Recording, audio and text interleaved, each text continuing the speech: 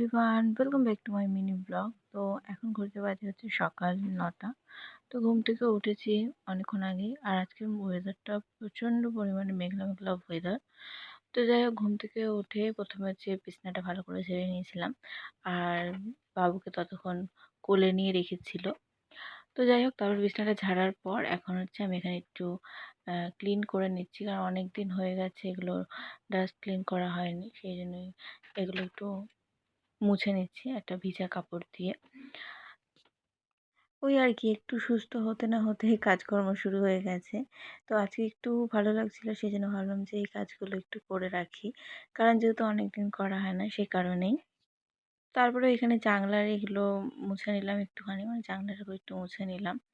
তো বাকি কাজগুলো মা করে নেবে, যেমন ঘর ঝাড় দেওয়া, ঘর মোছা, এগুলো মা করবে।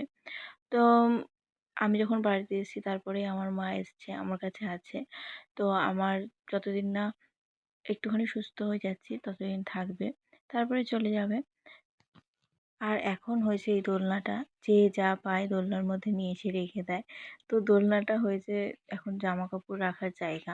তো কেউ কিছু পরছে বা কেউ কিছু খুলছে, তো এই দোলনার উপরে সেটাকে রেখে দেওয়া হয়। যাই হোক, দোলনাটা প্রচণ্ড পরিমাণে মেসি ছিল, সেই কারণে একটুখানি এটাকে গুছিয়ে রাখার চেষ্টা করছিলাম। তো আমার সমস্ত কিছুই গোছগাছ কমপ্লিট। এখন হচ্ছে আমি একটুখানি ফ্রেশ হয়ে নেব।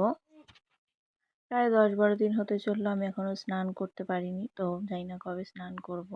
তো বলেছে যে আর 2 দিন গেলে পরে স্নান করে নিতে, এদিকে বাবু এখনও ঘুমাচ্ছে। তারপরে আমি এখানে খেয়ে নিলাম 1 গ্লাস হরলিক্স। তারপরে এখানে আমি খেয়ে নিলাম হচ্ছে সকালের খাবার, আলু সেদ্ধ, ডাল সেদ্ধ আর সবজি সেদ্ধ আর ডিমের অমলেট দিয়ে ভাত। তো এইটুখানি আজকের ব্লগটা, আবার দেখা হবে তোমাদের সাথে নেক্সট ব্লগে। Tata bye.